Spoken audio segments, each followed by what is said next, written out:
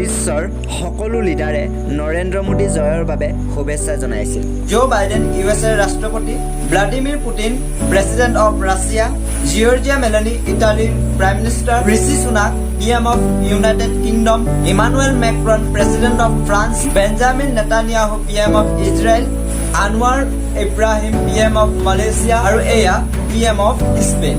তেওঁলোকে টুইট কৰি শুভেচ্ছা জনাইছিল নৰেন্দ্ৰ মোদী ডাঙৰীয়াক। ঠিক আছে, এয়াতো খুবেই ভাল লগা কথা, কিন্তু এই সময়ত আমাৰ দেশৰ জনতাই কি বিচাৰিছে দেশৰ সন্মানীয় প্ৰধানমন্ত্ৰীগৰাকীৰ পৰা? তেওঁলোকে কি আশা কৰিছে? প্ৰথম কথা হৈছে নিবনুৱা সমস্যা। যদি কাৰোবাৰ এবিলিটি আছে তেওঁলোকেহে কোনো কামত সংস্থাপিত বা নিয়োজিত হ'ব পাৰিছে। শাক পাচলিৰ পৰা ৰন্ধন গেছৰলৈকে মূল্য বৃদ্ধিৰ বহু কথা আছে। গতিকে বৰ্তমানে শাসনাধীষ্ঠ চৰকাৰখনৰ পৰা আইন প্ৰশাসন তথা ন্যায় ব্যৱস্থা আদি কৰি আপুনি কি বিচাৰে?